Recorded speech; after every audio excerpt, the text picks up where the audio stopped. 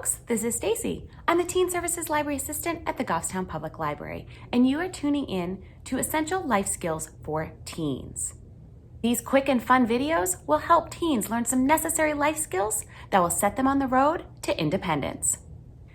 So for today, have you ever grabbed a shirt from your closet and you go to button it up and then you realize a button is missing? Or you're wearing your shirt and you happen to snag it on the corner of something, and there you see a button go flying through the air and landing on the floor. Or maybe throughout the day, a button is loose, and the next time it goes through the laundry, it falls off. So can you guess what we're talking about? This video is dedicated to button repair, and I am pretty embarrassed to say that I actually lack the skills in button repair, so I needed to enlist some help. And I went to my friend Sherri. You might recognize her from the circulation desk here at the Goffstown Public Library. And so she has put together a video to instruct you on how to repair a button. So let's go and watch. I bet I'll learn something, and so will you.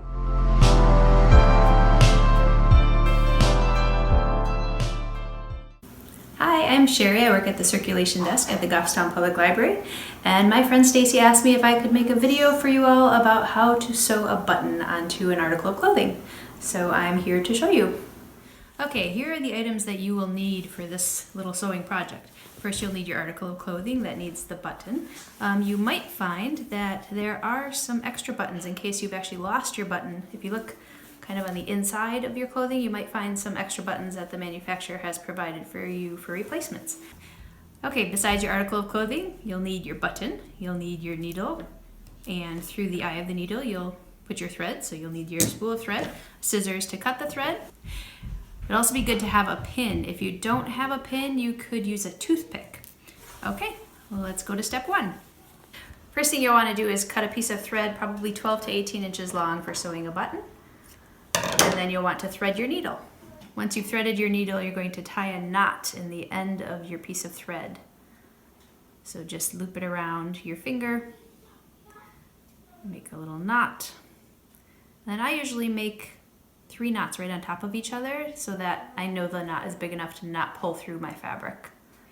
Knot. That's kind of funny. Okay, so now I've got a knot about that size so that it won't pull through the fabric. Okay, you're going to want to locate on your article of clothing where the button fell off, so the spot where you want the button sewn back on. If you look closely, you can usually see some little holes or maybe some little pieces of thread left that stayed there. Just kind of look for where the button was. The other thing you could do is line up the other side where the buttonholes are and make sure that your buttonhole is going to line up with where the button needs to be placed. I can also see the little holes here where the button had fallen off, so I'm going to place my button on that very spot. Then I'm going to start stitching it on. So you're going to want to start on the back side of the fabric so that your little knot will be hidden on the back of your clothing and you don't see it. So you go right through the back of the fabric and through one of the holes in the button and pull it through, and make sure you pull it all the way through so there are no little loops left in the back. So you can see my knot is right tight against the fabric. And then I flip it to the front and check out. Placement of the button is still correct. Hold it in place with your finger. And you might have a 4-hole button. You might also have a 2-hole button. This one is 4 holes, so I'm going to go diagonally. So from one buttonhole diagonal across to the other buttonhole and straight down through the fabric. This is where the pin comes in. I'm going to place the pin across the buttonholes, and then when I pull my thread down, it goes up tight against the pin. And that's because later when we get to the end here, we can pull the pin out and then pull the button up, just that little bit of extra thread there we can pull the button up on, and that leaves the little bit of gap behind the button so that the button easily goes into the buttonhole. Just see, it's just enough space to make it easy to make sure your buttonhole fits over your button. Okay, so once you've gone up from the back of the fabric, up through one buttonhole and down through the second hole diagonal from it, you're going to go up again from the back of the fabric, up through your 3rd hole, or the 1st hole again if you only have 2 holes on your button. And then, if you have a 4-hole button, you're going to go diagonal from that hole,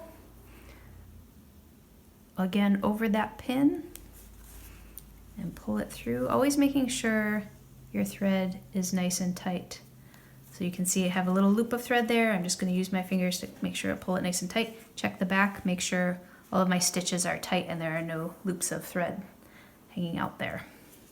It gets really messy if you have extra loops of thread, okay? And then I'm going to start over again with the first buttonhole. I'm going to go up through that buttonhole, down through the second hole again by way of the front of the fabric, and then I'm going to do a total of about 8 stitches, and that should make the button pretty secure. So you can see I'm going again, right where my knot is here, I'm going through that same first buttonhole, and you can tell which one's the first one because that's where your knot is. And I always make sure that my thread gets pulled nice and taut on the back. And then diagonal from that, I no longer have to hold the pin in place because the thread is holding it in place on the front. Just make sure it's nice and taut. And again, through the third buttonhole. So I'm going back up through the third buttonhole again and back down the fourth buttonhole. I think I'm going to do 12 stitches on this button because looking at the other buttons, it looks like they're sewn on pretty well, and I want to make sure this one's secure too. So I'm going to go again through each buttonhole, and that would make a total of 12 stitches. Okay, so I'm going through the last buttonhole again from the front of the fabric, making sure everything's nice and tight. And then just check, make sure, yep, that feels really nice and secure. You can check your other buttons that are sewed on securely, make sure it feels about the same. And then I'm going to turn around to the back of the fabric and I'm going to just tie this off. So I'm just going to grab a couple pieces of thread of a little bit of the fabric and a little bit of the thread from the thread I've sewn on, and I'm going to just put my needle right through that little loop, and I'm going to make sure it gets nice and tight. Use my thumb here to make sure it stays nice and tight against the fabric, my little knot. So you're really making a double knot. And then I'm going to do that again. Grab a couple little pieces of material, threads, and thread I've sewn. And I'm going to pull that through, and then when I get to that last little bit of loop that's left of the thread, I'm going to go right through it with my needle. Use my thumb to make sure it's nice and tight. That knot is nice and tight against the fabric. So you can see I have a little knot that's just real tight against the fabric, so it's not going to stick up on me. And then use your scissors again. Just pull the threads up that are loose on the end. Don't cut your clothes. Be really careful there's no clothes caught in the way. And just cut off the extra thread. You can leave just a tiny bit because those little teeny bits of thread aren't going to bother you. And there you have a nice securely sewn on button. And the last step here is to pull out the needle that you've had in there, the pin, and pull the button a little bit up, and you can see there's a little bit of a gap there for the buttonhole. And then we can try it out. See how we did. Here's my buttonhole. Put it over my button. Beautiful, look at that. The button's not coming off, it's nice and secure. Buttonhole fits on perfectly and it's all lined up, matched up great. And that is how you sew a button onto your clothing. If you use the video and sew a button on, please stop by the circulation desk and show me how it went. I'd love to see. Thanks for watching.